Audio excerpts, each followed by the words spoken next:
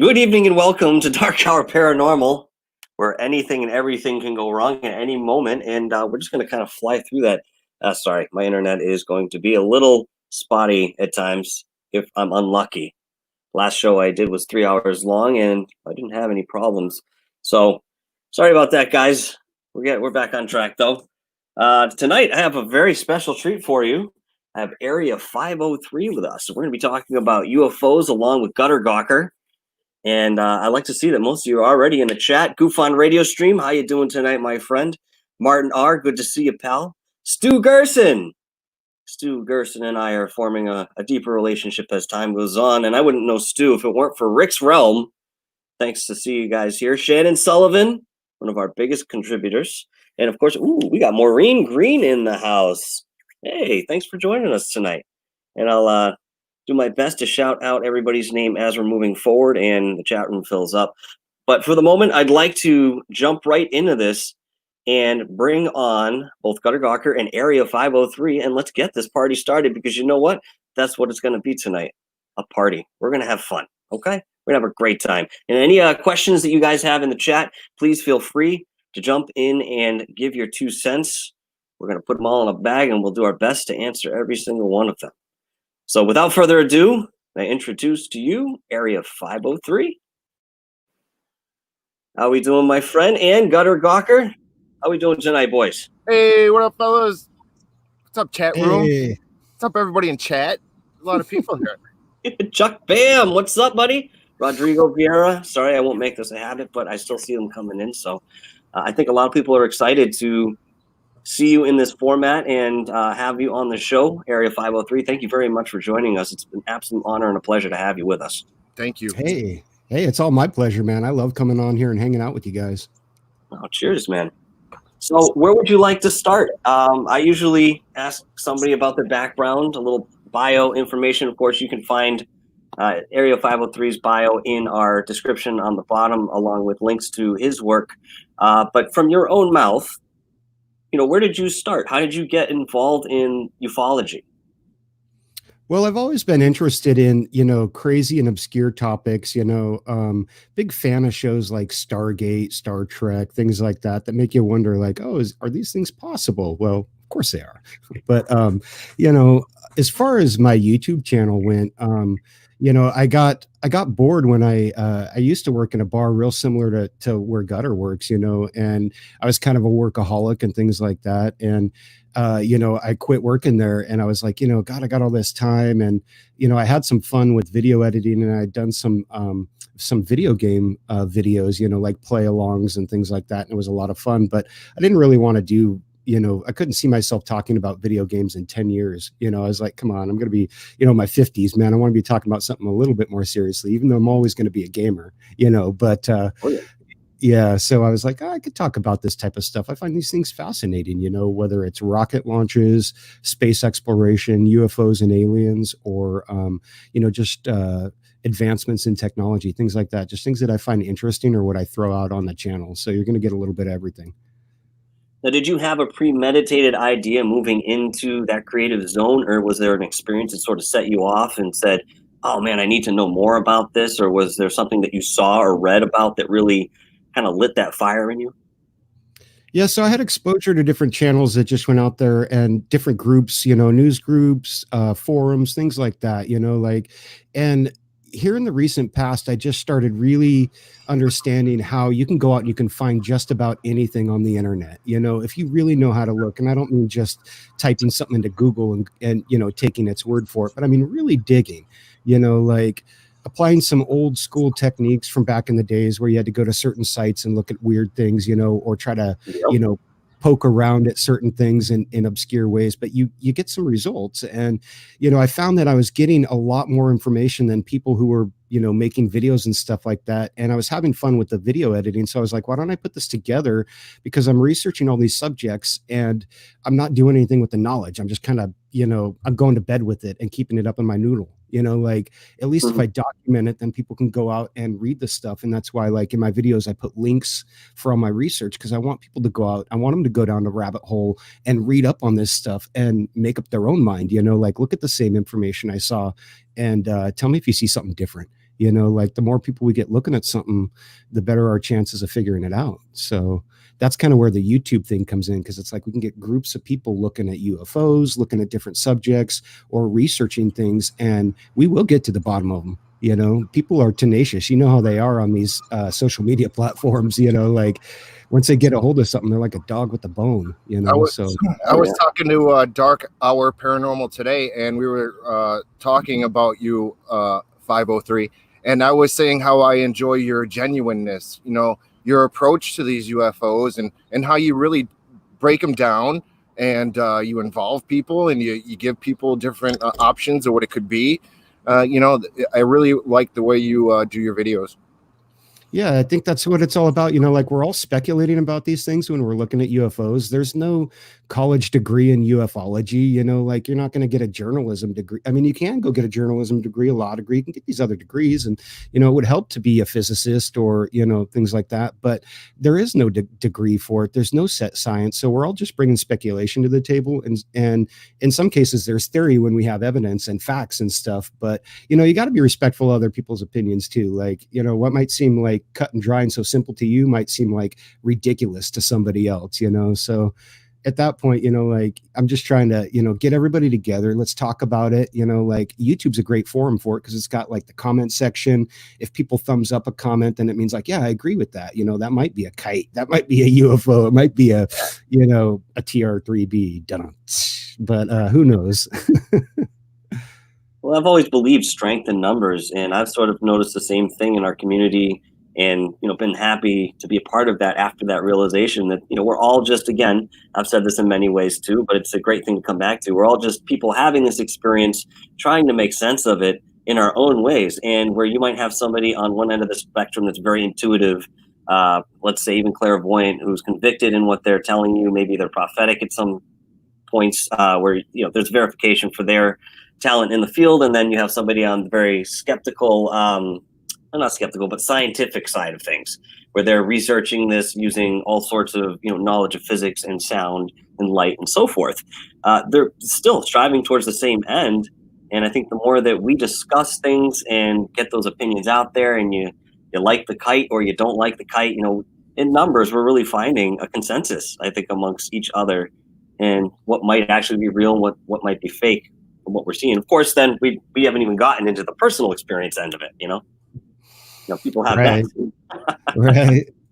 Yeah, you know, if you're just talking about sightings and stuff like that, you know, like I remember I watched a documentary about there was like a kitty cat killer on the internet up in Canada, you know, like he did this weird thing. But anyways, he put out a video about, you know, like he was doing some horrific things to cats. It turned out he ended up being a killer, you know, but these people on the internet got a hold of him before he was actually hurting people, and they were trying to track him down based upon, I mean, they were doing some crazy stuff, like looking at every photo the guy put up, looking at a gas station, could it be this location, could it be that one? And they tracked the guy down and tried to warn police and stuff. And I was thinking, God, if we had, you know, 1 million or 2 million people looking at a UFO sighting on film, we'd be able to figure out if it was CGI or where it came from or if it's unique or what, you know. And that's really what we should be doing with these groups of people in one spot, you know, these big people, using it for common good, you know, like, and getting a discussion going to forward disclosure and stuff. So I had mentioned that to you before, Area 503. I said we should start putting these videos together of the different UFOs people catch on the internet and see what comes up similar, you know, because I've seen videos that you've put out that have looked similar to things that I've seen myself, and I've seen other videos around the world of similar things. So, you know, if we can connect those dots, you know, how Chuck Bam loves dots. Yeah, definitely having like a classification system and a way to log them and stuff would really help, you know. And I always thought that groups like, you know, MUFON and things like that they should be doing things like that. But it, you know, these different organizations, as we all know, they're all in it for different reasons. Some of them are nonprofit, some of them are definitely for profit.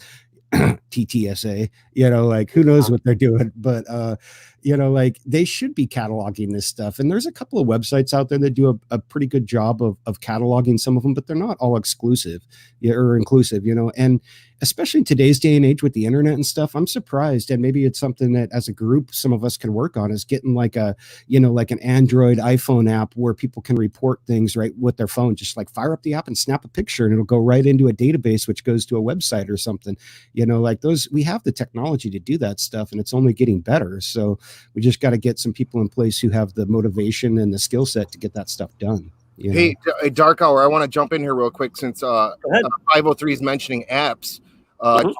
Chuck Bam shared with me today a Dr. Stephen Greer CE5 connecting app. Do you believe that that's real, Manny? Do you think that people are able to CE5 contact these UFOs?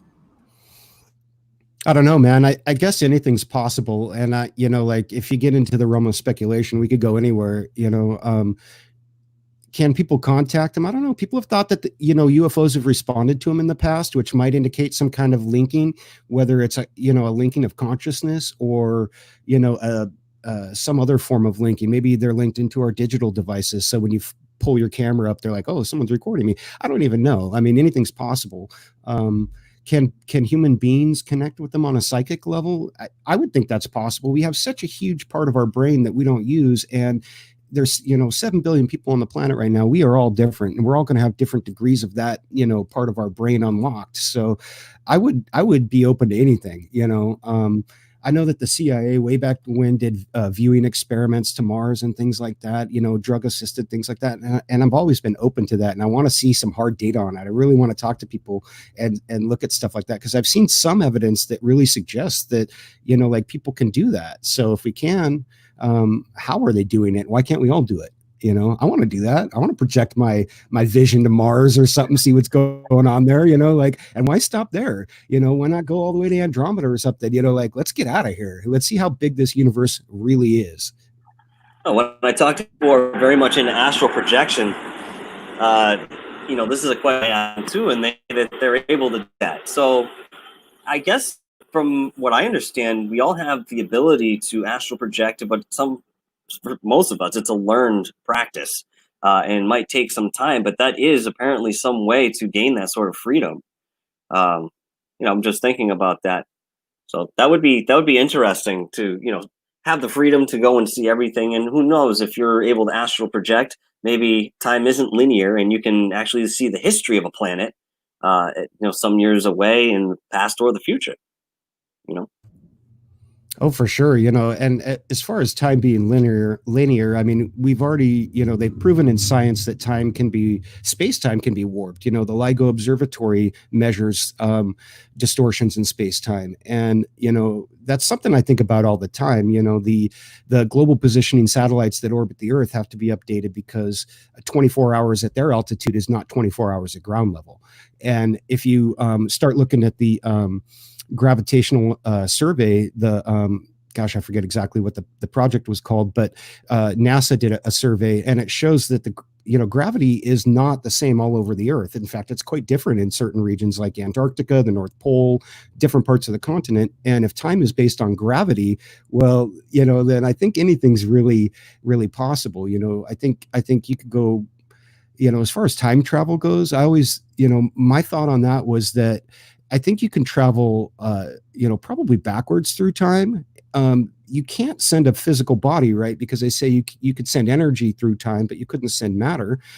So at some point, if human beings figure out a way to digitally recreate or to synthesize or to download a consciousness into an electronic format, well, in the future, somebody can figure out a way to send a consciousness back into that format, you know. So we might see something like that down the road. It would be an AI or something from the future, or a you know, a digital consciousness of a human, but from the future.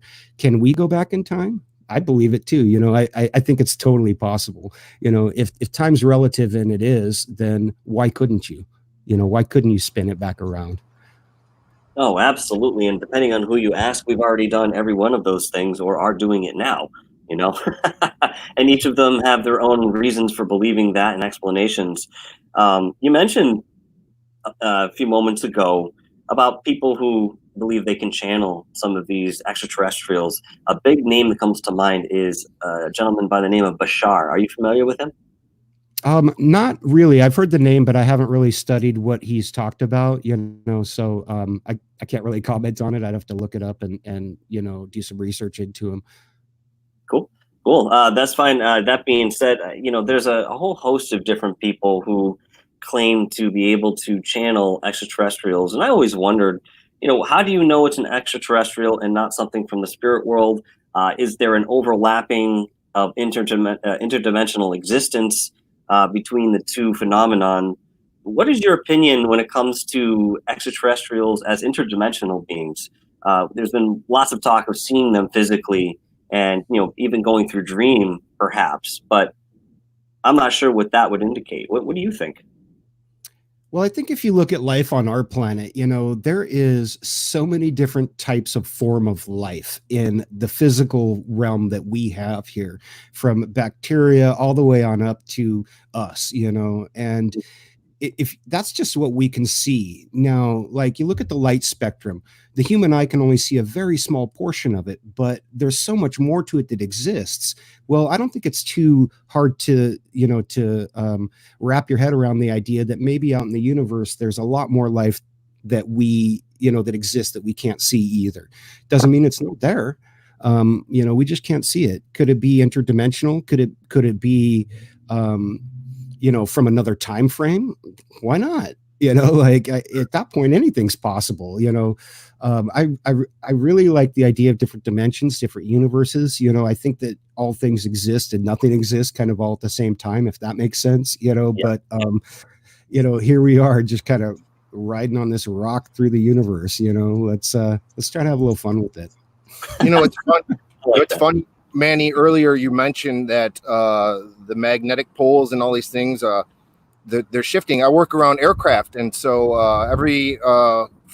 it's been frequently lately. When I was at work, they were constantly, like, the Coast Guard was constantly upgrading its recording of the magnetic sphere so these planes could fly, and these planes had to keep getting updates constantly, and there was tons of ground stops because of it lately in the past. I think it was the past year. I don't know if you ever heard of anything about that. I've been reading a lot about the Earth's magnetic field here recently. It's actually traveling. It's looking like it's going to flip here soon. And that's kind of scary because when it does flip, there's always a period in the transition where the magnetic field is the weakest, which means we're going to lose a lot of our protection from, ultraviolet radiation, things like that our magnetosphere provides the planet. But it is moving quite a bit through I think it's in Siberia now. It's moving down towards northern Russia, and it's looking like it might actually flip over the next. I mean, they said it could happen faster than they thought. Originally, they said, it takes hundreds of years. Now they're talking it could flip in about 30 years. But that still means there's probably going to be a 10-year window right in the window where you're probably not going to want to go outside too much if you can help it. You know what I mean? Like the old RoboCop, put on some SPF 5000 because it's going to be hot. Speaking of electromagnetics with the Earth and things of that nature, do you think that some of these crafts that come in that people are seeing, do the reports have anything to do with them being near ley lines or acting in a measured way that you could say that they're being influenced by the electromagnetic field of the Earth, or doing the opposite? Well, I think for sure. I think, if you were to kind of close your eyes and visualize the magnetosphere of the Earth and the gravitational pull of like the sun and all the different bodies that are around, you can see that there's these big systems of layers of different gravitational pulls and things through the universe. And if you were to be able to learn how to ride on those, sure, you could travel through those. I think, I think that we could be seeing visitors from other planets or solar systems or even other galaxies. I think if you can traverse the space between a solar system, why can't you travel between the galaxies? It's a huge amount of space anyways. So if you can bend one, you can bend the other, you might as well. But Yeah, I mean, I think we could be seeing something like that, and there definitely could be some energy with the Earth that we're not aware of, that other beings are and are using, either coming to refuel off of, or coming to maintain. Maybe they're coming to do something there to help our magnetosphere or something. Maybe they see something we don't. I don't know. I like to think that it would be a good sign if they were showing up, not a bad sign, but you never. Oh, Manny took off. That's okay. He'll be back. I was gonna say. Poor Manny. I was going to ask him something about Earth energy. I hope he comes back soon. Oh, here he comes. Boom. Sorry, bud. Oh, yeah, it was on my end. The browser crashed on me, so oh boy, I think I got it fixed. I know, and it's a brand new setup too. It shouldn't do that, but maybe it's the Chrome. Speaking of Earth energy, I have to ask you my favorite question, and forgive me if I've asked you this before, because we've talked live before, Manny, but are you a fan of crop circles? I like crop circles, man. I've seen, in fact, I've got some research that I'm doing. I'll probably do a video about crop circles in the near future here. I kind of track them and stuff, and you never know. I think that's one of those phenomenon where people definitely spoof and fake them, for especially like over in the UK, over in Europe. For some reason, it's like the cool thing to go out and make a crop circle, There's even, I think, a festival around them where people go out and make their own. But, these are clearly crop circles that are man-made. The ones that interest me are the ones that don't look like they're man-made for whatever reason, or where they're done in like a field and there's no path in and out. And you're like, well, how the hell would you get in there and make these things? Most of them you see pathways in and out where you can tell that people have come and gone and made them. But there's some strange ones, so. Well, make sure you check us out tomorrow night, because we have Dr. Horace Grant. I'm sorry, Dr. What's his name? Red Collie? Dr. Horace. Dr. Horace, Drew. My bad. Yeah. Oh my God. I'm getting all my Mannies mixed up in Drews. Sorry, man. Believe me. So right there. No, but he's right. Dr. Horace Drew is an absolute well of information on this subject, and over the 2 times that I had the opportunity to speak with him, I learned a whole lot about the subject of crop circles, and I had a lot of questions that I've been sitting on for a long time, because you research these things and you still might reach dead ends and not, get what you're looking for. Here was somebody who spent 30, 35 years on the subject itself and has the ability to decode these things. But yeah, I mean, given that, my opinion really grew exponentially in talking with him about crop circles. Up to that, I had the belief that there were probably some that were made by something extraterrestrial or otherwise, but it was probably another big portion that was made by people. But in speaking with him, I absolutely believe that maybe 1% is made by human beings, and the other 99% is something entirely different. You mentioned the lines coming in and out of the fields. Okay, so there's the absence of that sort of thing in the thick product that's out there.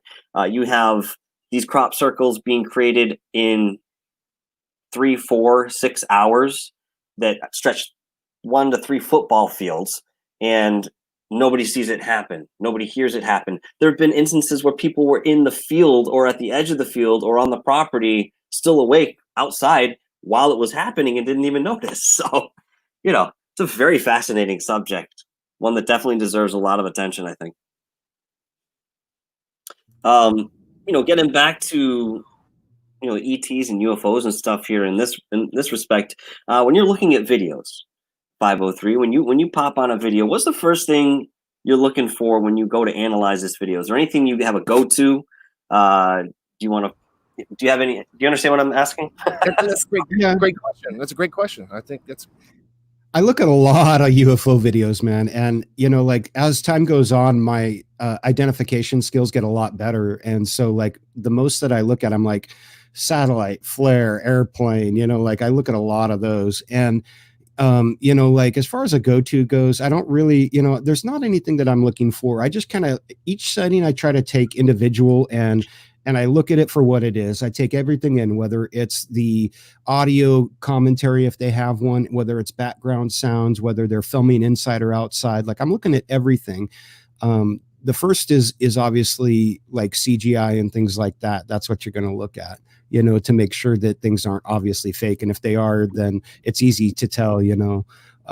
But I try to go in, the very first thing I do when somebody sends me a piece of footage is I go into the actual encoded media info for the video file, and I look to see if the location settings are on, if the date and time stamps have been altered, what video codecs were used. And I'm looking for anything that looks like Adobe After Effects, you know, Adobe Premiere, and it doesn't say iPhone or Android, or, you know what I mean? Like obvious tells that this footage has been modified. And if it has, then I just flush it. I'm like, nope, I'm not even going to waste my time on it. But, you know, like every morning I get up, and it's just kind of my morning thing. I kind of do a quick scan of the news, and then I start looking for UFO videos. And it's just kind of my way of getting up in the morning and looking at stuff and getting going. I'd sip my coffee and I'm like, oh, you know, like, let's go see what we found last night, you know? So it's been kind of fun. And that's just kind of, that's really where I get it from. I go all over, anywhere that I can think of on the internet. I'm going to look for this stuff. And if I find something good, then I'm going to try to bring it out, you know? Do you get a lot of those videos that have that alteration to them that you find in the beginning? Like, you know, there hasn't been a whole lot. In fact, most of the time when you find something like that in the media info, it's because people are not really good hoaxers or, you know, fakers or whatever, because the real good ones will figure out how to spoof that stuff, which is unfortunately isn't very hard. But, you know, it is still your first go-to, you know, is, hey, has this thing been altered, you know? Yeah. And you know, over the last few years, especially with sites like MUFON and stuff, because I'll check MUFON as one of the places that I look their public sightings, and I've noticed that it's specifically on there. There's been a lot of people uploading stuff that's obviously fake. You know, there was one that somebody downloaded from ET database and clipped it off of there, and I was looking at it. In fact, it was a crop circle video of all things, and I was like, what is this guy doing, taking, you know, ET database's video and uploading it to MUFON like it's an original sighting? Like, what are you going to do if they contact you? You're just wasting people's time, you know? And you know, there's people who do it for all number of reasons, you know, who knows, but it seems like recently in the last few years, there has been a lot more and more people who are uploading obviously fake stuff, you know, and their story just isn't going to hold up. As soon as you start to question about it, you know, you start asking for details or anything, that they get quiet, you know, and that's, you know, that's the best thing I can tell you is, like, if you're trying to investigate something, you really should have access to the person who shot it so you can ask them questions about it, you know.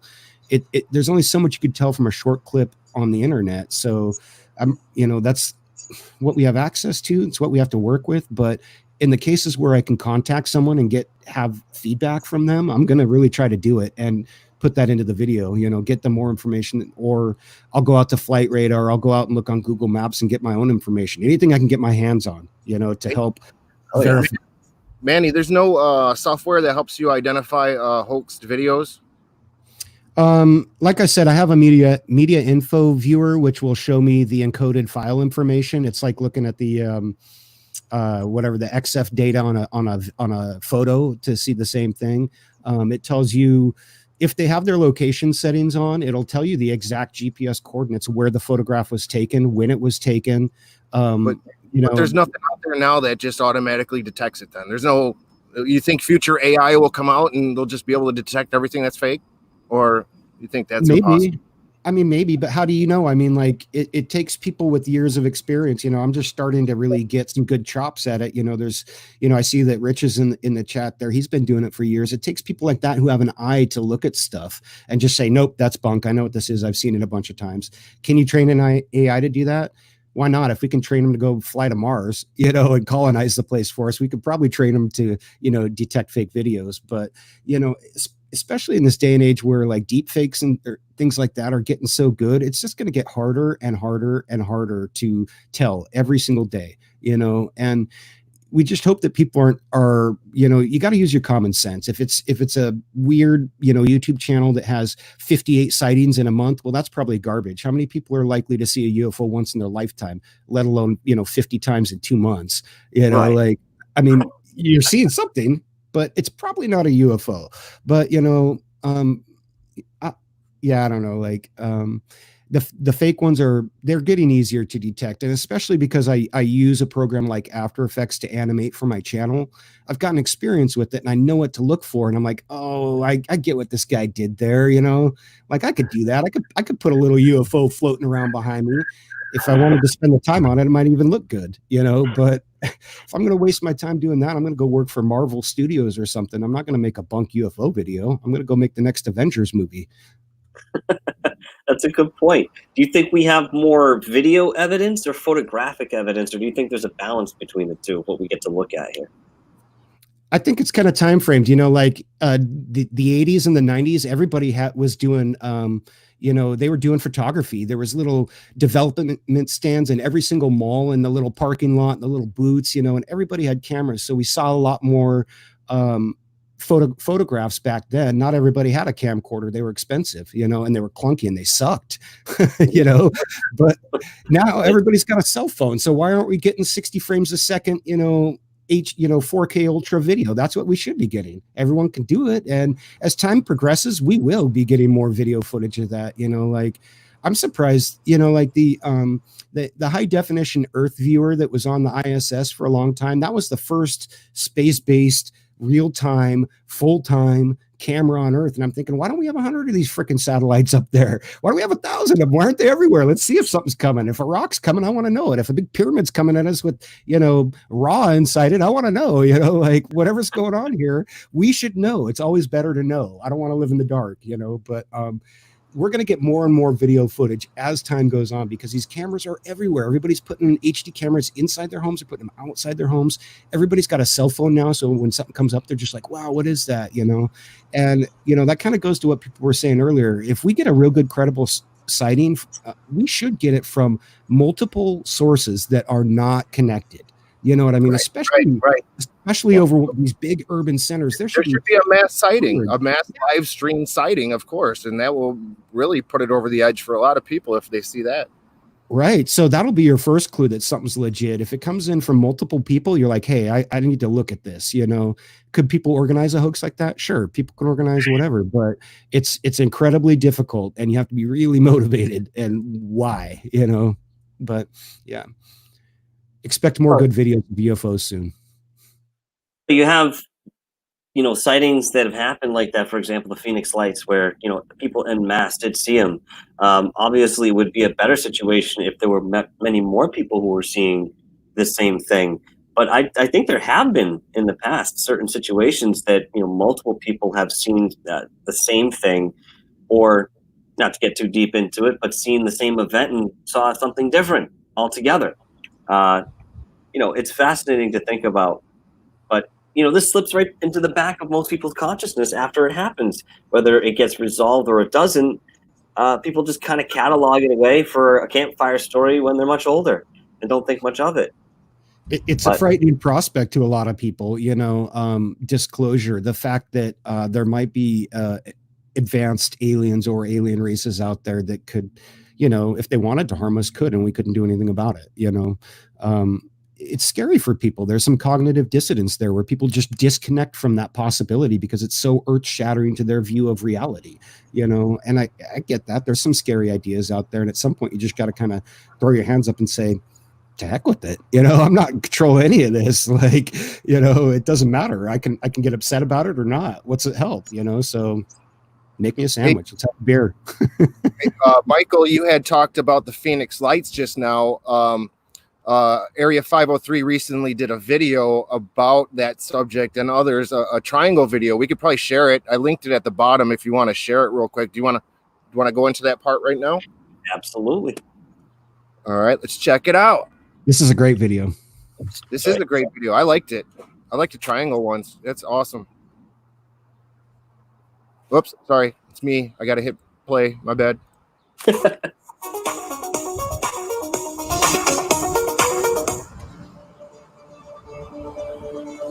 Hello out there, everybody.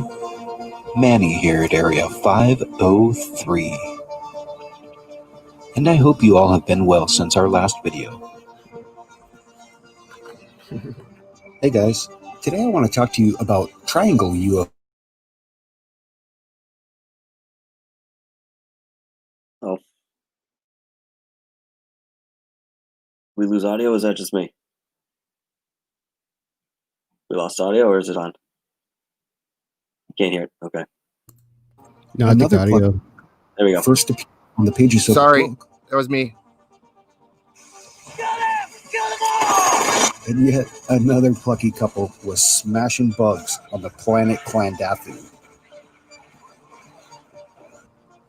And on March 13th, 1997, a series of strange lights appeared over Phoenix, Arizona. They were sighted by thousands of witnesses. They were never identified. And they would later become known as the Phoenix Lights. Even our past former governor, Symington, who mocked the sighting in '97, came forward after the 10th anniversary to reveal bravely that he actually saw one of these mile-wide craft and larger, and that it was otherworldly. And he's a pilot, an award-winning Air Force officer, and many, many people saw this. It was massive, and the technology was far advanced. Ever since the well-documented Phoenix Lights incident, triangle-shaped UFOs have been reported all over the world. Now, I'm probably not telling you anything new here. And the only reason I bring it up is because there was a recent sighting over in California that was pretty interesting. Let's take a look at it.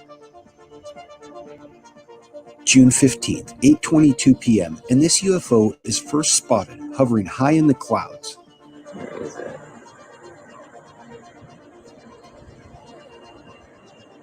It's right there on the cloud.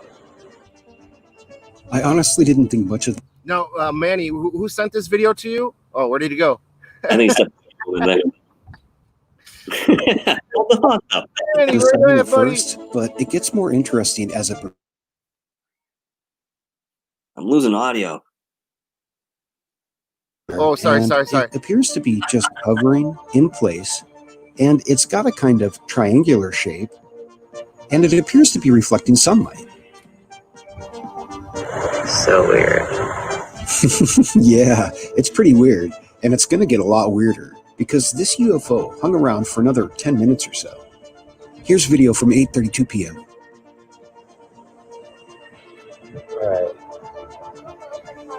Hold on. There it is. What is that thing? Dad, this is it towards this is it towards the nighttime. It looks just like that. Look at your phone. I know. Look at that.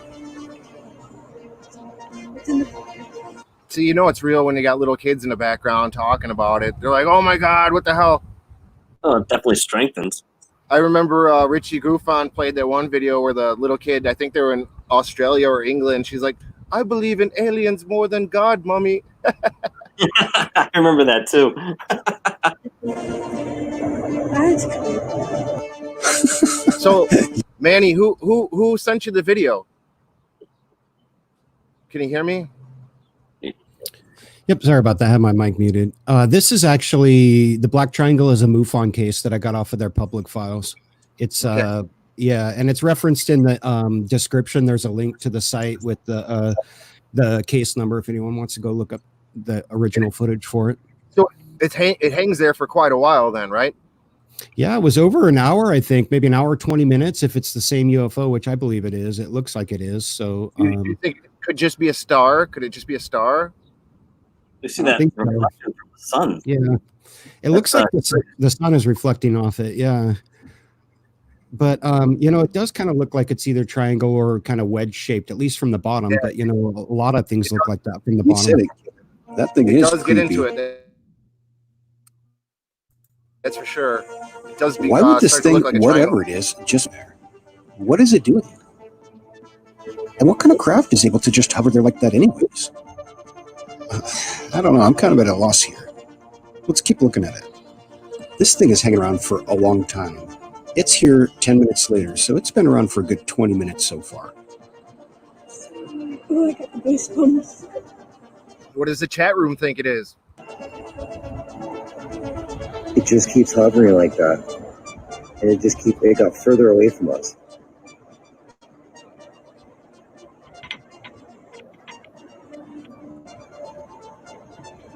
too. I got a couple ideas, but I'll wait for the video to tell you what they are. Do you want me to press pause?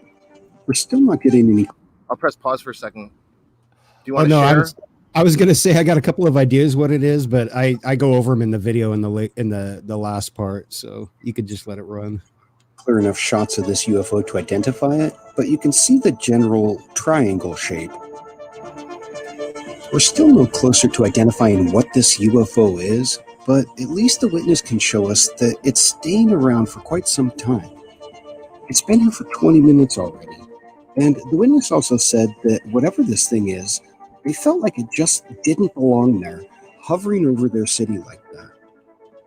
And I, for one, agree with them. If this thing was hovering over Portland, I'd be calling the FAA, NORAD, Batman, and Spider-Man.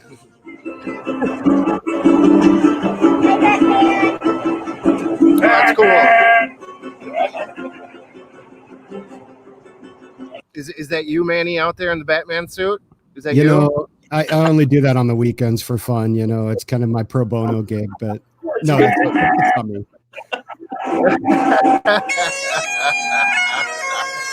Oh, that's cool. He's got the bagpipes going. Oh, that's Did he- great. Did they plan that? Is this planned? Oh, God. The guy on the unicycle is a local legend. They're both they've been around a while. Oh, he's spraying him with something. He hit him with the I'm not silly worried. string. Or silly string. because we've got He got him with plenty the of web. stuff. That's funny. We could send a couple of them down Look to at- California to keep a look at. It says bat tips. That's what the jar says. Bat tips.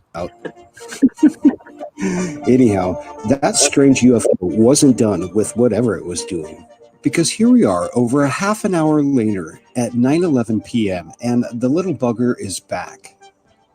Or So is really- it? Looks a little different this time.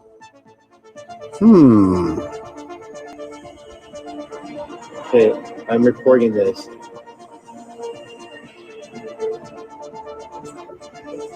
It keeps going up. Oh yeah, it's totally going up. Look at that. Oh. With the beam. Is that the same person videotaping? Is that the same Gufon case, Manny? I don't know if you heard me. I think it's my speed. Sorry about that. There you go.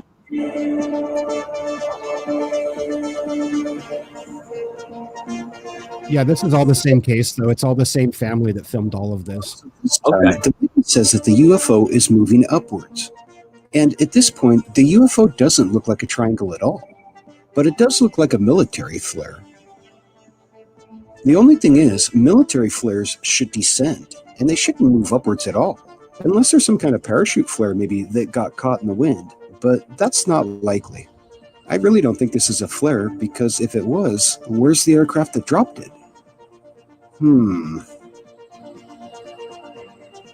These witnesses filmed for an additional 40 minutes before they finally caught this UFO again. And what they captured on film is going to startle you guys. You're not going to believe this. Check this footage out. Ray, Wow. I got it on my phone. I got it on my phone. I got it on my phone. I got it on my phone. She got it on What the the phone. hell? That's pretty creepy. Looks like a boomerang. Oh my god, is that video? Come in. What is it? Like, use your finger. Oh, no way. No way. Yeah, I'm every bit excited as those witnesses. Those people sounded pretty excited. Oh, What do yeah. you think it is, Manny? Well, look here. Let it run just a second more and then pause it. You'll get a better still frame of it. Check that baby out. Yeah. Wow. Is that good? Right there? Yeah. That's one of the most clear shots I got of it right there, a still frame. And then there's a little bit that I loop, but it's kind of jittery because they're shaking their camera around so much. But it's pretty interesting. That's amazing. Yeah. You When you know, look at it, it almost appears, well, it could be two things here. I mean, it could be each of these are individual crafts or entities or whatever, or it could be part of a whole that's just being lit up and we're not seeing the rest of the craft. Right. Is it one craft? Is it a group of smaller crafts? You always got to think that when you see multiple lights, or entities or whatever. I tend to think it's one solid craft because of the whole piece, like they hold a pretty tight formation. So it's either a well-trained, fleet, or it is one solid piece, but it just kind of looks like you're not moving. I think it's a formation myself. It looks just like a formation because I've seen similar stuff fly over and you can see right through it. That's why I'm saying that. Right, like a wing of aircraft or something that are flying in a standard V. That's a pretty standard formation right there. So Chevron, right? Yeah, but oftentimes those will be down one, or sometimes it you can't say that it's not, but keep watching it though. It looks like it's a little lower than a fleet, and it doesn't really look like it's moving. It looks like it's hovering. So if it's the same one that was there before, then it can't form a triangle or chevron shaped UFO. And look at the center front. There's a faint light glow, like there's another light source on the nose section of this UFO. What the hell is this thing? My first impression is that it's not of our world, because it's not shaped like any known aircraft, and it's certainly not behaving like one. I mean, I can't think of any aircraft that can hover like this for hours that's shaped like a wedge. It's crazy. And I think that we can assume that this is a single aircraft and not a fleet of smaller aircraft, just because it's able to hold its formation so perfectly. Okay. Yep. Okay. But before I go screaming aliens or TR3B like some other unscrupulous YouTube channel might do, let's take a look at some other possible earthly explanations. I'm not talking about him. Of course not. Whenever you see a large wedge-shaped UFO, you always have to wonder if it's a B-2 Spirit or a stealth bomber. These bombers are massive, but as you notice here, the B-2 Spirit has less lights on it and the wingtips flash. And of course, the B-2 Spirit is incapable of hovering for any length of time, let alone for a couple hours. So I think we can safely rule out the stealth bomber here. There is another possibility here. It could be a completely different type of secret aircraft known as the SR-91 Aurora. Very little is known about the SR-91, except for that it was rumored to have been spotted over Kansas and Amarillo, Tejas, or Amarillo, Texas, back in 2014. 1-0. What's that in the sky over West Texas? What's that in the sky over Kansas? That is the strangest thing I've seen as far as aviation. 3-1. Every day at an airport restaurant in Amarillo, a motley crew of airplane buffs sits down and looks up. They are aviation junkies. They love it. And they see things you can't see anywhere else. But back in March, they spotted 3 craft they'd never seen before, about 6 miles up. We had captured something completely unique. A triangle, like a stealth bomber, but not a stealth bomber. The back edge was flat, like a Dorito. It wasn't jagged. A few weeks later, the same shape was snapped by another spotter in Kansas. This is when we first saw it, flying in formation from the backside of the airport. On the day the mystery planes were spotted, Douglas recorded air traffic controllers giving the aircraft a clear lane through the sky. The Air Force confirms nothing. Now he suspects the triangular shape may be a stealth transport. You could put a dozen or so Navy SEALs in and, have them bail out the back or be inserted in some way without an adversary being any the wiser. As you can see, the SR-91 is a great candidate for this sighting, except for one thing. Just like the S-2 Spirit, the SR-91 shouldn't be able to hover for any length of time, unless its design is completely different from any form of known aircraft design. So when you take this fact into account, along with the fact that the SR-91 is a top-secret test plane, of which only 3 are suspected to exist, Gutter, pause it for one moment. Rule out the SR-91 as well. What was that, Michael? I was asking you to pause it for one moment very quickly. Area 503, are you okay with us sharing as much of the video that we are? Oh, yeah. Play as much as you want. Cool. Thanks, man. Cool. Yeah. All right, you want me to continue then? Yeah, please. Winnie, you got it. I did find one more other possible explanation for this sighting, and this one annoys me. Check this out. This is a toy kite. It's shaped in the form of a black triangle, and it has 9 LED lights on it, just like our UFO. It looks so similar that I had to mention it to you guys, but I have to tell you that I really don't think that this is a... Manny, how did you find the kite? Where did you find this? I was on Google's and I did a reverse image search on my black, like my thumbnail for it, and it came up with this under the reverse image search. Yeah, so I just had that still that I had in the previous frame. I had done an image search on just to see if there was anything out there that was similar, and this is what the AI gave me, was a link to this, and it's like it's a kite over in China, I think, or something like that. You know, a company over in China that sells it. Wow, that's nuts. I just don't think that a kite could... Did you, Mike, did you want to say something? Sorry. No, all I said was that's nuts, man. That's crazy. hang around in the same location for hours like that. Additionally, when this UFO was visible in the daylight, it appeared to be almost silver or metallic because it was reflecting sunlight. If this was a black kite, you would expect it to appear, well, black. I said earlier that this kite annoys me, and I feel the same way about UFO drones. It's not so much the toys, it's how people are going to use them. Because, you know, at some point, somebody's going to get a hold of one of these things, and they're going to fly it around and take some video of it, and then they're going to upload it to the internet, and it's going to waste a bunch of time of a person just like me. There's me. But you know what?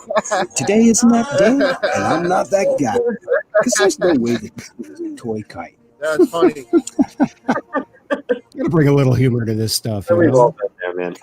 It's not an SR-91. It sure doesn't look like any form of balloon that I know of, and it's not any form of conventional aircraft.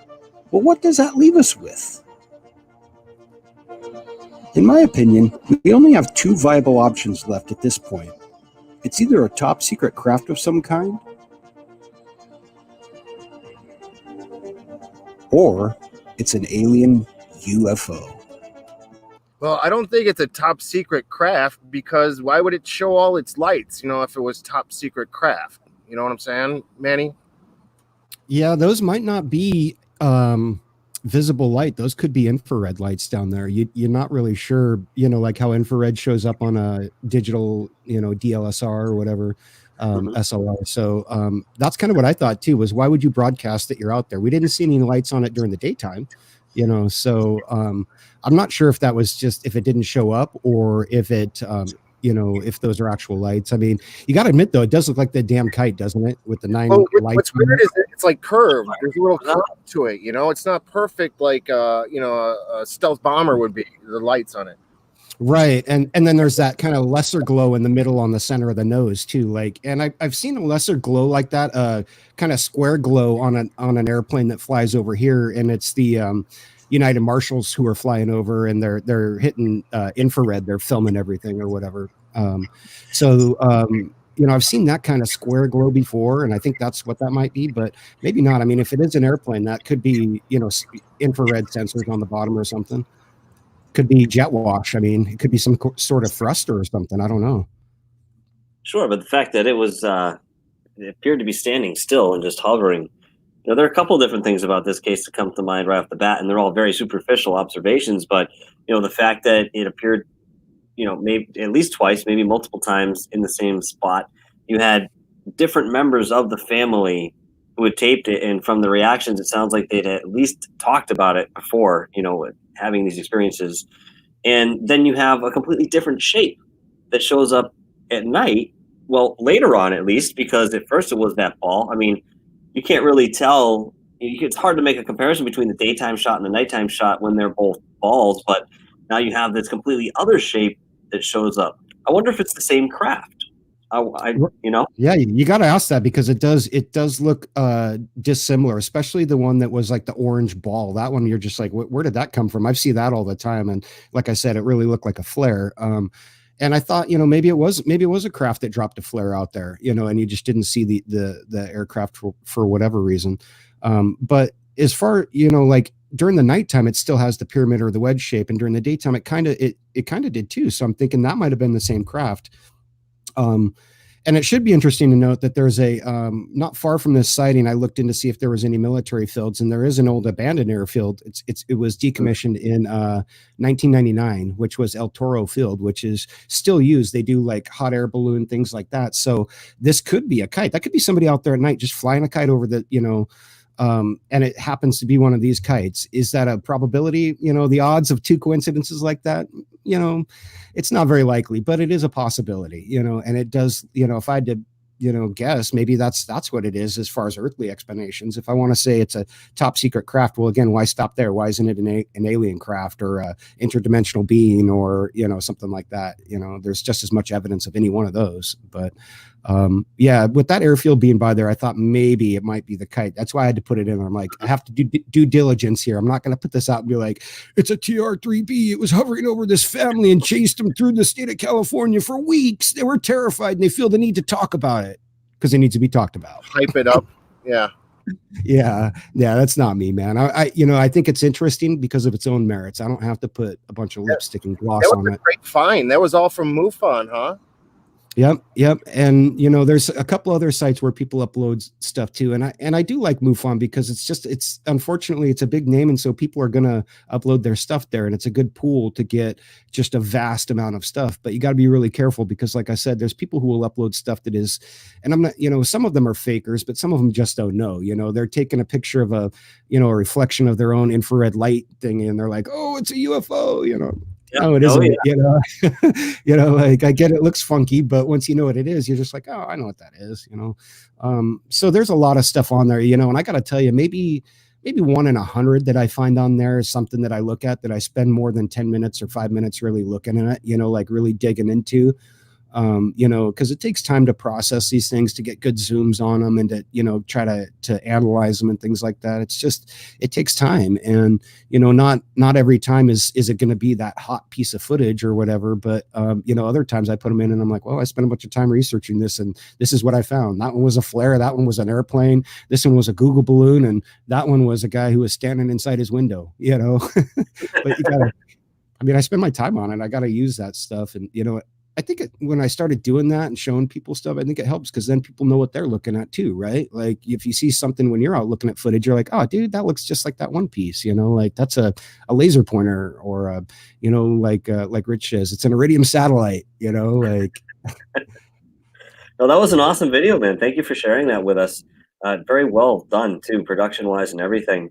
When we look out into the skies today and we use the word or the term UFO, we obviously know our intellectual core. That means that's unidentified, and it could be anything. And a lot of people want to lean towards the alien intelligence aspect of it, which I don't blame them for many reasons.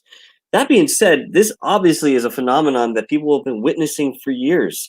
Now, you look back in the, Renaissance era pictures, you can find that they've, painted little, what appear to be what we'd call spacecrafts into the pictures. And, there's many examples of that, or carvings in caves, or even certain hieroglyphs are talking and showing, that people are seeing these things, and, not necessarily going into what else that they proclaim, such as they're coming down and interacting with us. But just the fact that people have been seeing these sightings for so long is incredible. And because today we can sit back and say, oh, that's a balloon, or we have more traffic in the sky, there's satellites. Back then they didn't have any of those things. To me, one of the things they could have done was misinterpret a natural event like a solar flare or something along those lines, and say that this looks like this. But they are awfully reminiscent of spacecraft as we know them, based on our experiences and our designs in the modern era. Yeah, if you look like historically speaking, there's been drawings and things of that look like UFOs, like you talked about, or guys in spacesuits with helmets and stuff. Like I've seen different drawings like that, and those images have to come from somewhere, and it's not too far off to think that if an alien race visited, visited Earth a long time ago, that they would appear to be almost as deities, or like their technology would look like so superior. How would you differentiate between technology in the paranormal. You know, they might look like ghosts and spirits and demons, you know, and especially as the stories of their visitations are handed down through generations before they're truly documented in any form, you know, like any reliable form. You know, like that definitely could be happening. And I don't see why not, you know, especially when we were talking about how time is relative, you know, for us, what could be 10,000 years for another species that lives on another planet could just be a short period of time. You know, why couldn't they be visiting us every 10,000 years? We would never know it, you know, until they popped up again, you know. But they could show up and be like, dang, you guys have changed a lot since the last time we were here, especially if we shoot them with nukes. You know, like they might not want to come back. Space Force has been established, so we'll see what happens on that front. Now, with, you know, going back to the video evidence very quickly, we see a lot of these crafts up in the air. Are there any videos out there that show a craft landing? You know, it's my understanding that, you know, some people have seen where they believe the craft would land, and then they go back that point, another point in time, and they find, you know, differences in the soil composition. They'll find burn marks. There's radiation, other anomalies that are associated. But are there any videos that show the craft landing? And then, as that follow-up question, are you familiar with any of those anomalies that occur at a landing site or purported landing site? Yeah, I actually featured kind of a case like that happened down in Central America. And it was a sighting where it was actually a cattle mutilation that happened. And a couple people had seen some lights that came down. And then when they went to investigate where it had landed, had found a cow that had been, I think the eyes and tongue had been removed by a laser. There was no blood. It was really bizarre because it wasn't one of those things where like a rancher discovered a dead cow 2 or 3 weeks after it died. It was actually minutes after it happened.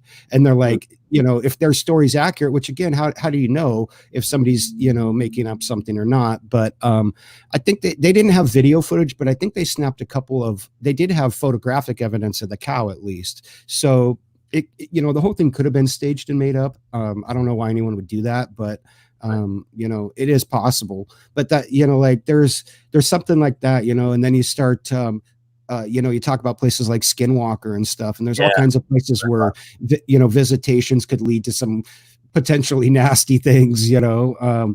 Who even knows, man? I just watched a video and I can't remember or a movie the other day, and I can't remember the name of it, but you know, like 6 or 8 people all wake up on an alien spaceship. They're out in the middle of nowhere in between the stars, and they're all from different time frames in Earth over about 80 years or so. So they're like, what's going on here? How do we get here? What's, you know, and you don't ever really find out. They're just stuck on this damn ship. But you know, like you might find something like that in the future. You're just like, well, I don't know, man. But all of a sudden here I am with like Charlie Chaplin and Amelia Earhart, you know, like is this a crazy episode of Voyager or what, you know, or am I dreaming? What's going on here? But I know what to talk to first. Yeah. Manny, do you believe in abduction? Do you think that occurs? Sure. Why wouldn't it? You know, I mean, I don't know why they, you know, like aliens would really want to. Maybe they, you know, there's the whole conspiracy theory of the government's making, you know, secret pacts with aliens, things like that. I don't, you know, there's no real evidence of any of that, but anything could happen. And if they really wanted to come here and zap a few people away, if they knew how our systems work and didn't pick someone who is going to be noticed, you know, they probably could. You know, so I don't, and why wouldn't they? Why wouldn't they just show up and, you know, what's to say it would always be someone out in the country? Why wouldn't they pick someone from a city or something? Maybe they just, you know, maybe they're smart enough to know not to come around our population centers or they'll be seen. But, you know, I'm willing to listen to any abduction story, especially if there's any form of evidence. I don't care if it's a single frame, you know, or a witness even, you know, somebody else. You know, could 2 people conspire? Sure. And it's happened before, but I'm a lot more willing to listen to a story if it comes from multiple sources, especially if they're not connected, you know? Oh yeah, absolutely. Some of these people claim to be willing to go on ships. Do you think there's people that are, you know, being invited on the ship? I don't know. I mean, what could we have to offer them? You know, you're gonna pick up a couple of ants on your way to the store and be like, hey, you guys want to go for a couple of beers? You know, like, you know, why? You know, what do they bring to the table?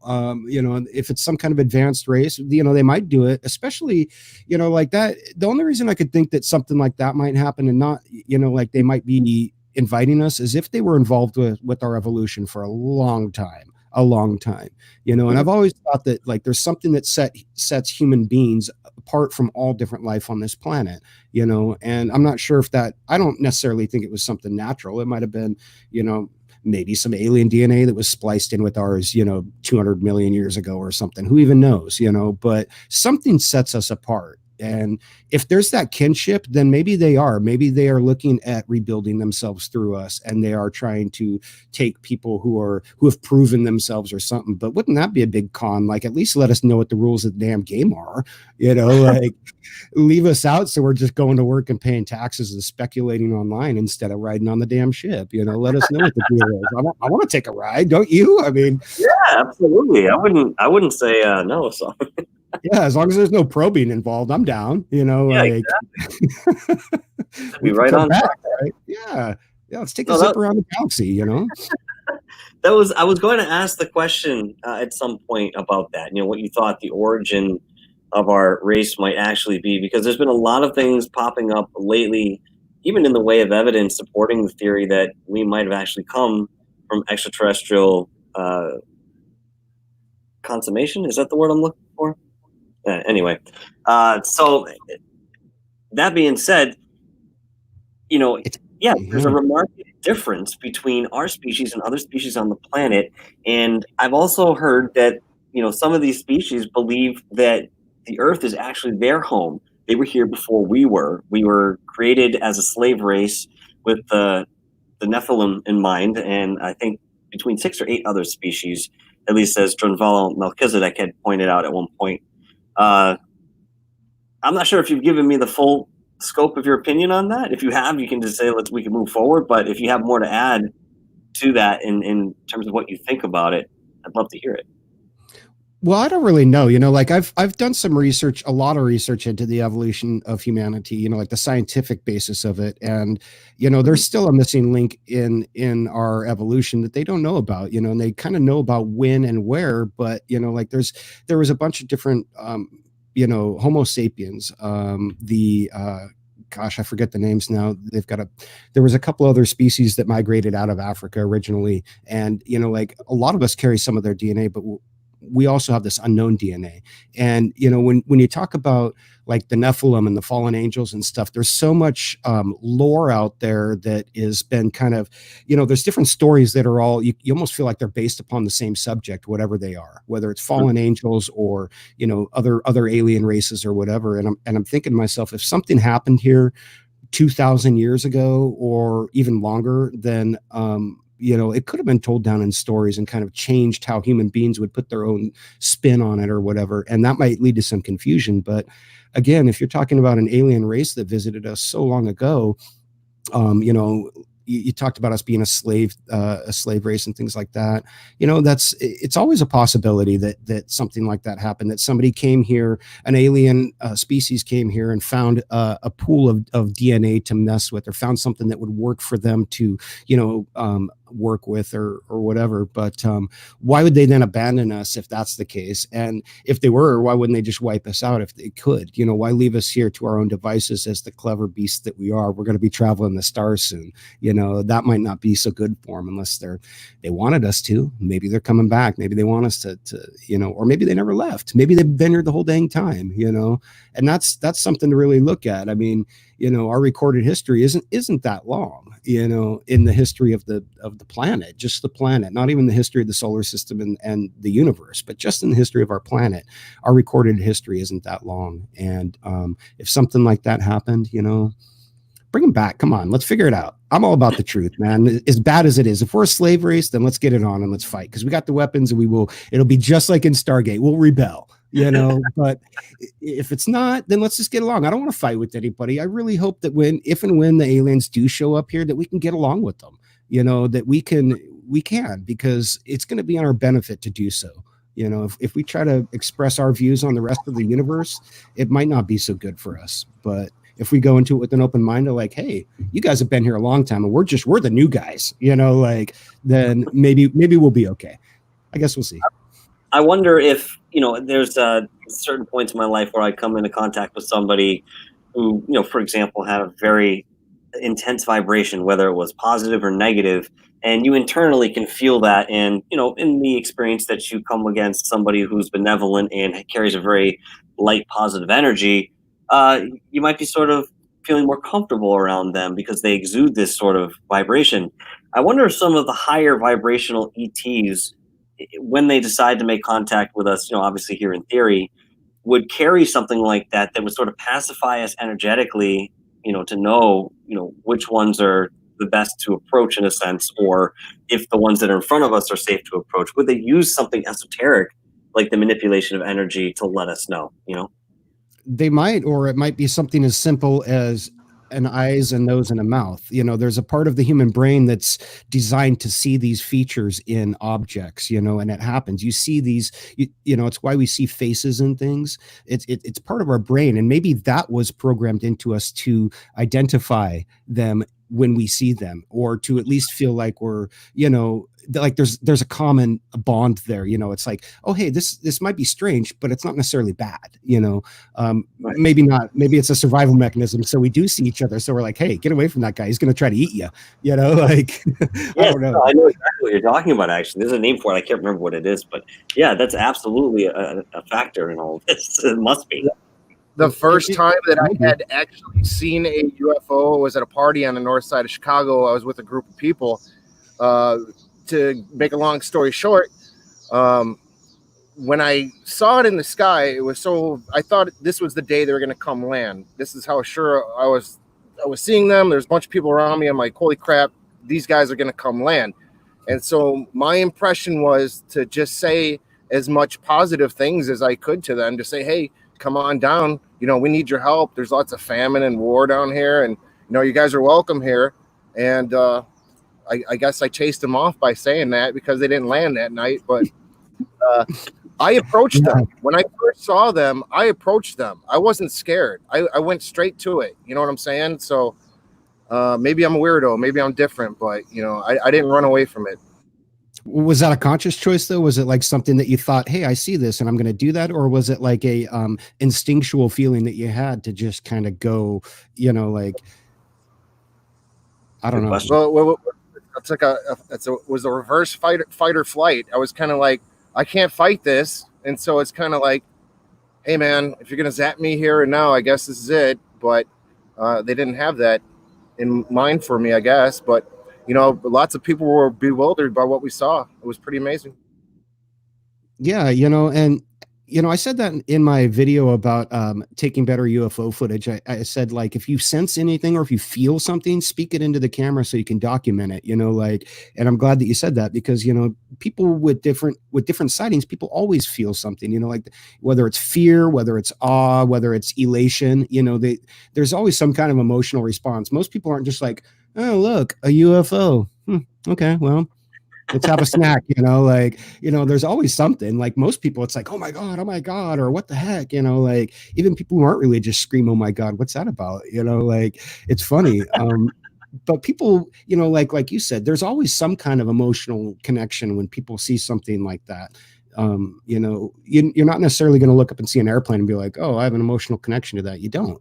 So that's why I tend to think like that like there is a connection with these things, or at least some of them, not necessarily all of them, but some of them, and that people are, kind of connected and they're in tune with it, and maybe that kind of goes to what we were talking about earlier. I think the UFOs, in my opinion, I think they're doing more of a grassroots kind of acknowledgement that they're here. They're showing people, not in mass scale like everybody wants, but individually they're getting people ready, saying, hey, these things, we're around, get ready, we're real. What do you think about that, Manny? I think honestly, it's just kind of my opinion based on a bunch of different things, and it's speculation. But I have a feeling that the governments of the world, or at least a few of them, have known for a very long time what's going on, at least since the end of World War II, and probably before that.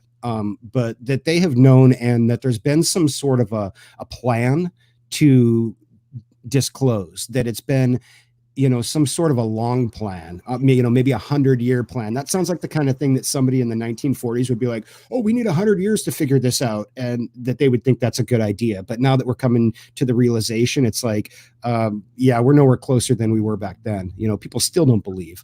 But I have a feeling that things are going to be happening in the next 20 years real fast, that there's going to be something, and we might find out that they've known, since the 40s, that they've even been in contact. And it might not be all the whole conspiracy theories like people think where they've been ruling our planet. No, it might be something more, like Star Trek, where they're like, hey, you guys aren't ready to join us yet. You need a little bit of time to figure stuff out, like. If the government knows, I'm going to sue them for punitive damages, because I think UFOs have been destroying my eyes as much as I've seen them. Right. And I kind of said something in my UFO Disclosure 2019 video that I made. I said something about that. I called it the Great Lie. And I was like, if this is a lie that had been told for generations, then it needs to be undone, because, there's been a lot of suffering on this planet that didn't have to happen. A lot of people who, could have led better quality lives, or who would still be here if this technology was accessible to all of us. Absolutely. Absolutely. And if we hadn't been wasting all of our money this time on weapons, but yeah. Can you imagine? Yeah, I mean, if we'd have been spending it on bettering ourselves and our quality of life for everyone, we could have done a lot of things differently. But it's important just to get that out. I got to jump in one more time. Me and Richie Gufon have this argument all the time. I always say, why don't they come down and help? Why don't they come down? All this technology that they have, they can instantaneously help our planet. Like you said, all these people can be helped with all their problems. 503. I just don't know why they don't. I kind of liken it to a parent who's got a lot of money, but isn't just going to bail their kid out every time they need cash. That's the kind of way that I see it. It's like, hey, you got some growing to do. You gotta learn to walk on your own. That's just my 2 cents, man. Like, they could give it to us, but it wouldn't be the same as if and when we earn it. And they probably know that. Yeah, I would agree with that. Yeah, sink or swim. It's up to us, Well, I mean, if there is a true parent role that some of these ETs are playing, and the idea that we are actually incarnating into the human bodies, but we were originally ET based in terms of vibration, and they're now taking us to measure the effects against their energy and it being in the human body, because this body is something different and special in terms of what else is in our immediate universe. I mean, God, anything's possible, man. Anything's possible. Now we know that Phil Schneider had alien artifacts he brought with him to his lectures. These were reported to be obtained on this planet, though. Have you ever heard of anyone bring an artifact back from an experience? I haven't actually seen anything that I would say, the closest that I could get to is maybe the the Roswell case, where they talked about the little piece of metal with the ruins or something like that on it, where they actually have some form of physical evidence.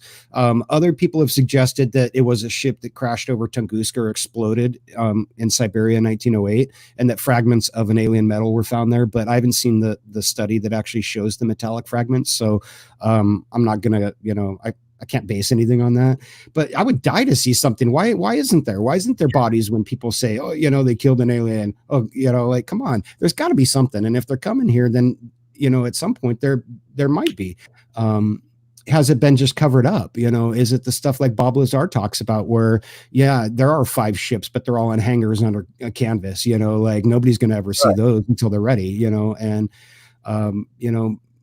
your average guy, if he just found one, if I just came up with a piece of metal, I said it was alien, was like, look, guys, I found this out, and I was hiking up on Mount Hood and found it. You'd be like, shut up, dude. Like it's aluminum or something. Even if it tested up something weird, they'd be like, well, we don't know where it came from, and how could I verify anything, but if you got a ship or something, like, I don't know. I'd like to see something. I'd like to see some cases where somebody claimed to have something alien.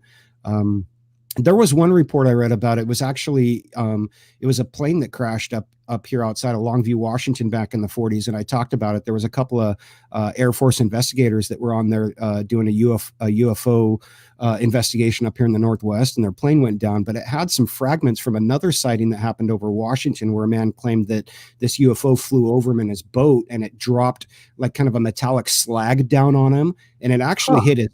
He recovered the slag. It was like a liquid metal, and he claimed that it came from the UFO. And I'm not sure if it was ever tested, or if it was, it might have been debunked that maybe it had come from a local mill or something. I'm not sure, but that's about as close as I could really get to actual something physical that might be alien.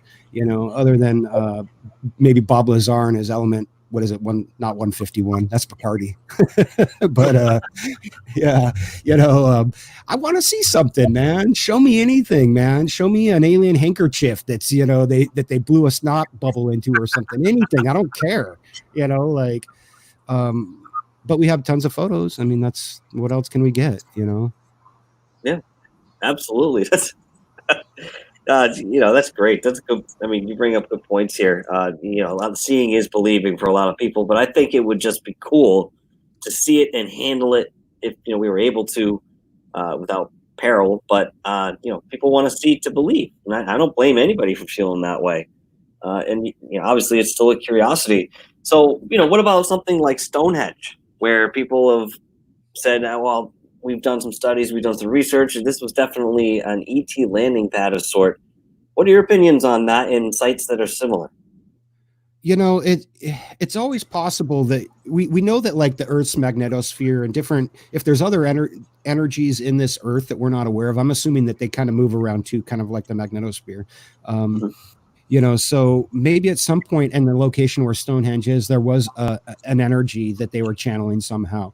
People have suspected that the pyramids were used the same way to channel energy from the planet. So I'm all for it. It definitely could be. I've seen a study that was done it wasn't DarkHour, but it was another German flying saucer where they had recreated a similar ring similar to Stonehenge that had magnetic rocks, and they were floating a saucer or something on it. Is that great for, floating a saucer in one place? Sure. Is it going to move you around? No. How are you going to move the magnetic field underneath the thing? But it's kind of cool, and I think it's definitely possible. Stonehenge didn't come from, it was made for a reason. Was it symbolic? Maybe, but it seems like an awful lot of work for something that was symbolic, that wasn't functional. And to me, when you look at it, it looks like something that was deliberately placed to serve a function. It doesn't really look artistic. It doesn't look like it was just thrown together. It looks like it was purposefully built. So, that's always a possibility. Let's see. Only if we had a time machine, right? What's that? I said only if we had a time machine, we could figure out all these problems. Yeah. I'll just go up and fly around the planet like Superman did backwards, and we'll all go check it out together. No, that sounds fine. I got shocked. Yeah, just a light afternoon flex, turn back time a little bit. We don't have a time machine, but we do have archaeology, we have science. They're doing a lot. They're learning a lot now with carbon dating, different microscopes and things, but it's, modeling. But the more that we learn, the more I realize we don't know anything, we really don't. The universe is an extremely large place. And when you start talking about multiple dimensions and a multiverse and things like that, it becomes just mind boggling how really small we are in the big scheme of things. Wouldn't life be so boring if we had all the answers? I don't know. Maybe. I was going to say something along those lines. I mean, if we knew the answers to everything we're talking about right here, yeah, would we lose our drive? Would we lose what makes us human to try to learn? And yeah, I ask myself that all the time, and I say that I'm like, if I haven't learned something new in a day, then that's a day wasted. You should always be learning something. It doesn't matter whether it's a life skill or a personal social skill or something technical about the gravitational pull of black holes. It doesn't matter. Yeah. Learn something. Yes, every day. And then make a video about it so you can share it with people when you're gone. Well, it just completes the universal law there. If you have information, you're expected to share it. I think that's great, man. I love your attitude with this stuff. I do. So we're rounding down. I want to do an hour and a half with you tonight, but if you've been having fun, as I think Gutter and myself have been having a blast here, we'd love to have you back on at another point and continue our conversations. But I want to get into a couple more questions before we go, and then of course anything that you guys might have to add. But one of the things I've always noticed with UFOs and UFO sightings and things of that nature is that there's a very heavy sacred geometry aspect to it. Do you find that to be a significant thing when you're reviewing some of the videos or listening to people's stories? Is there any evidence of the use of sacred geometry in these ships, or how they're moving, or anything like that? Is there a relation? I'm not sure if there is or not, as far as symbols or shapes go, and movement. It's hard to tell. We can't see different things like the electromagnetic field of the earth. We can't see different things like that, but it's possible that these ships are riding on them or something like that, or these entities even, they could be riding on them. How would it, a guy on a surfboard look to somebody who couldn't see water? They just look like they were flying, but they're actually riding a wave. And maybe it's something similar to that, maybe there's a whole bigger, symmetry to the universe that we're not even aware of, that these people are, or these aliens or these beings or whatever, and they're in tune with it either through technology or their biology. I've seen a few sightings where I thought, God, man, that looks like like a flying manta ray or something. It looks like something that's flying through our atmosphere, but it looks like an aquatic creature or something, and it just kind of blows my mind. And I start to think, well, why couldn't there be a planet where, creatures like that exist and, could come here, whether it's through a portal or a ship? Why not? Like anything's possible.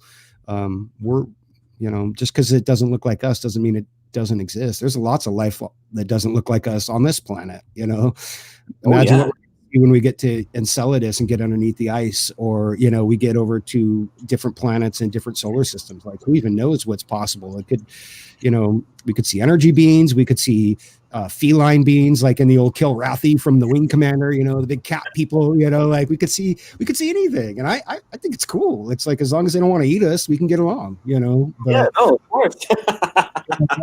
planet's anything like the rest of the universe, man, they're probably going to want to eat us. They're going to be like, it's survival of the fittest, man.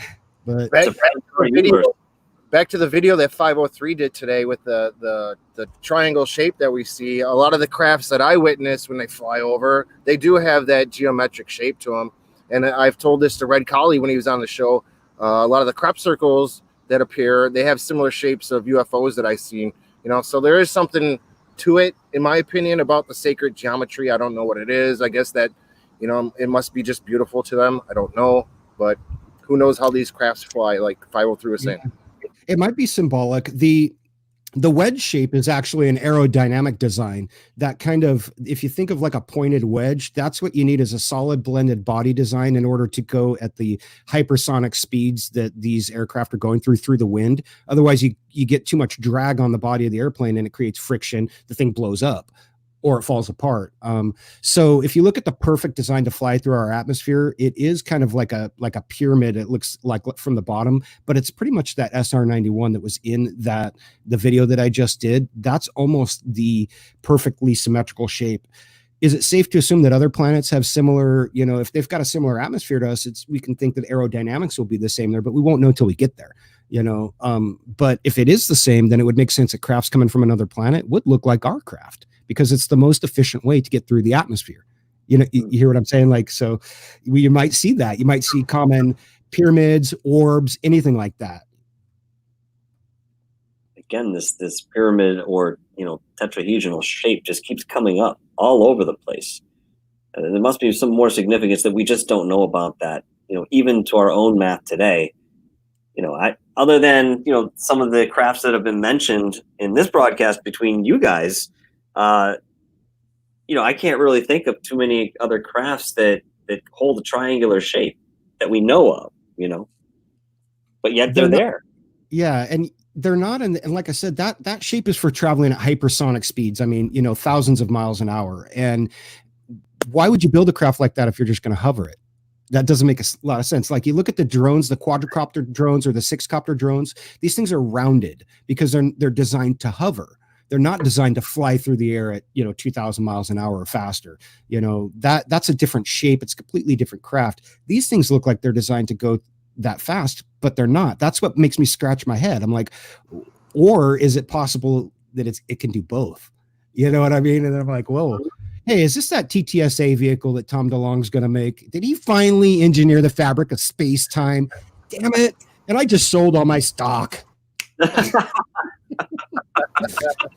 I don't know what it is, but that might be why you see like common shapes, though. You know what I mean? Like if it's a rounded shape, if it's meant to go down and up, well, or to hover, it should be rounded. That makes more sense so that the air can displace over it and it's not gonna, affect the movement of the craft. But if you're flying like a bullet, you need to have that pointed shape. Otherwise, you'll rip your aircraft apart. Oh, very good. All very good points. Listen, I think we're going to wrap it up for the moment, but listen, out there in the chat, if you're watching post-broadcast, all of the information is in the description. As I mentioned, you can find Area 503's work, GutterGawker, as well as myself and our friends that we're affiliated with. But Manny, how can we find you? Well, I'm on YouTube. That's the best place to look. I also have a backup channel on Library if people don't want to use YouTube.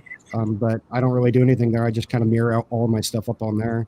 And then I'm doing live streams with you guys and stuff. I don't do my own live streamer. I have done one or two, but I don't plan on doing very much myself. I'd much rather come and hang out with you guys and Rich and some of the other people. So yeah, sure. That's where I'll be. Having you, man. We really enjoyed having you, and the excitement and all the great feelings moving up into this interview. It's just been confirmed going through it. And man, I appreciate you and thank you very much for a great time and great conversations that we've had tonight. Thanks, 503. I think you have a great channel, buddy. I'm glad you're here tonight. Awesome. Thanks, stuff. It's been a lot of fun. Yeah, definitely. Really awesome stuff. All right, folks, we're going to wrap it up here. Thank you, everybody, for joining us this evening. We'll be back tomorrow night with Dr. Horace Drew, and we have another one there. Gutter, who else is coming on with Mr. Drew? I don't want to say it. Who is it? No, it's just Dr. Drew tomorrow. Okay. All right. All right. There may or may not be another person in that mix. I don't recall, so I have to look back through the emails. But at least Dr. Horace Drew with DarkHour Paranormal and GutterGawker tomorrow night. Saturday is the Mothman. There's two investigators. They're both from Chicago. One's Manny Navarrete, and the other one's Tobias. I forgot the name. That's right. Yeah, okay. All right. Well, when you start getting going here, you got to keep everything in order, I guess, But yeah, folks, stay tuned. Thank you guys for, again, coming. GutterGawker, thank you for your help. Rick's Realm, thanks for being out there, buddy. I've seen you in every one of my shows up to this point. So thank you, everyone, for coming tonight and showing support and having great conversations in here in the chats. We will see you again soon. Have a great rest of your night, guys. Good night. We'll see everybody at the Gufon chat room. Yes, we will. Thanks, 503. You got it, guys. It's been fun. Very much, buddy. We'll see you, Dark Hour. Thank you. Have a good night, everybody. Have a good night, folks. See you tomorrow night.